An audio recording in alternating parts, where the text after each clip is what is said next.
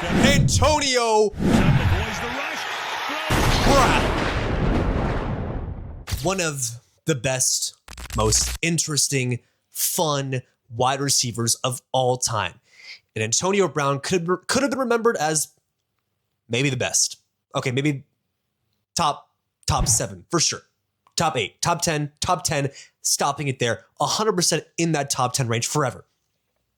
But Antonio Brown ruined himself. Psychopath. In my personal opinion, I loved it from him. I thought it made him even more hilarious, more entertaining. I think that's honestly why I love Antonio Brown. Yeah, I love the way he plays football. I love how good he was. The guy won me 2 fantasy football championships. Not going to lie, he did. He did. One year I took Antonio Brown with the 2nd overall pick. And people say, oh, don't take wide receivers. Don't take wide receivers. First, 2nd. In fantasy football? No. But Antonio Brown was never, ever a bad pick in fantasy football or in real life. Him with Ben Roethlisberger, Mr. Burger, him and Ben were great. 2 guys who definitely did some very bad things off the field, but on the field, they were miraculous. And I miss how it was when AB and Ben got along, when AB was normal for a little bit. That's when everyone loved him, right? Then he started to get a little bit crazier, and a little bit crazier. And to think of, after you see him with the Steelers about, the career is just going to go downhill. Even at his craziest on the Buccaneers, still won a Super Bowl with good old Tom Brady. And sure, a lot of that could have been because of Tom. A lot of that could have been because it was Chris Godwin, Mike Evans, and Antonio Brown. And Gronk. Nastiest receiving core. Chris Godwin is that guy. Chris CG is that guy. But Antonio Brown is just someone that I wish I could publicly and say vocally, that's even a word, how much I love and genuinely love Antonio Brown. I wish, but the things he said and things he done were just a little too wild. For some people. For me, I love AB. However, Kanye West kind of did the same thing, where at his craft, the best of the best. Blinding lights. Violent, almost 90% of Kanye West's songs were genuinely just beautiful. I don't think I've ever cried. I felt like a woman crying to a Kanye West song. Most of them, honestly, like driving down PCH or any nighttime drive, like listen to Kanye West. You think about that special young lady in your life. You think about something, and Kanye West genuinely makes you shed a tear. And he definitely like his music definitely did actually. Something of your violent eyes won't promise me. Like, it was just beautiful. And it changed my life. It made me happier. It made me feel not alone in this world sometimes, because sometimes people can feel alone. Sometimes you can't. But then he just started doing some absolutely absurd, like saying some ins. And I'm all for, speaking your truth. But some of this stuff was just, whoa, that's actually crazy.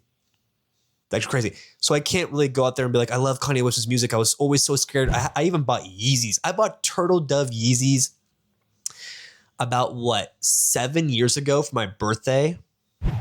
$2,000, the dumbest purchase ever, because that was just, I don't know why. I thought I was so sick. But I wish he didn't ruin himself. Kind of like Antonio Brown kind of ruined his own career. I feel like AB could have had another Super Bowl in him. AB could have had another 1,500-yard season in him. Another 15 touchdowns. If he just... sad. But as crazy as he is, as crazy as they both are, they are both...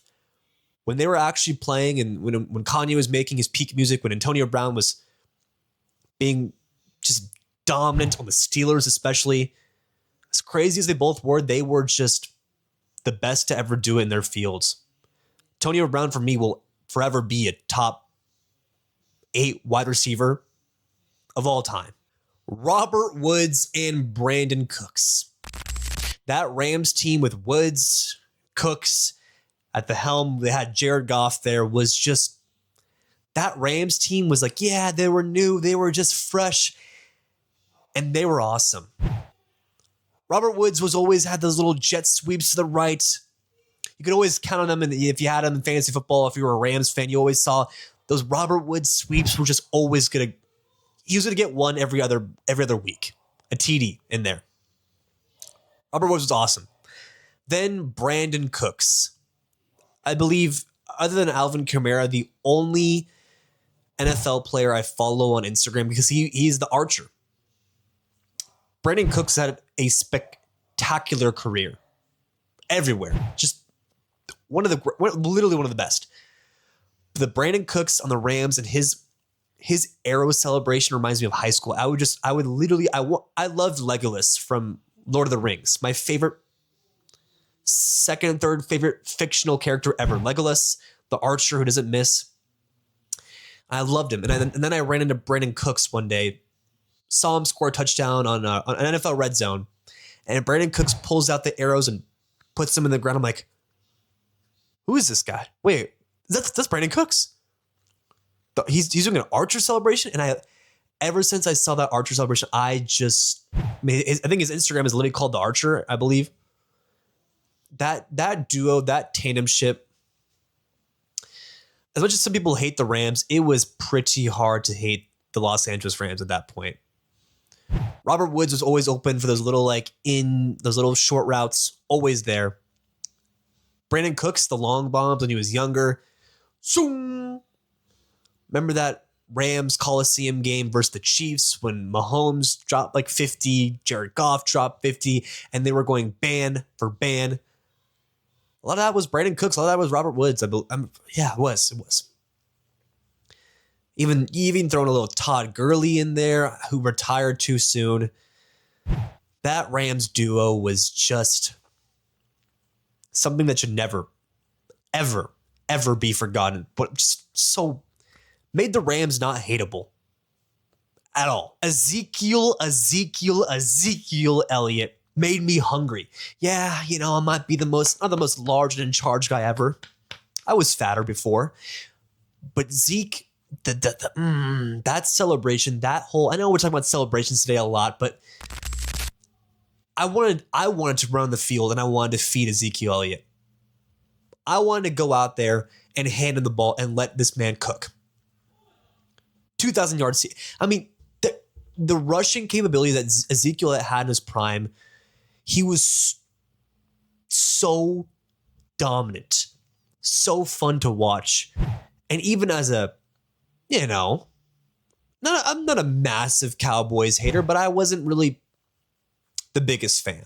But the second I started to watch and really appreciate what Ezekiel Elliott was doing at the running back position was just different. He had the crop top, the jersey was up, showing the belly button, showing how hungry he was.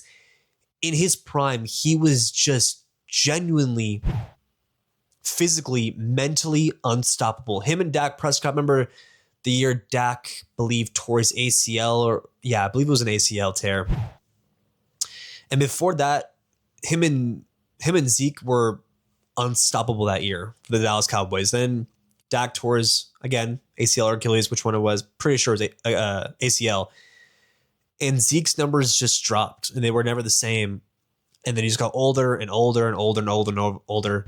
But before that moment in history, I thought Ezekiel Elliott was one of the best running backs I've seen. One of the best to ever do it.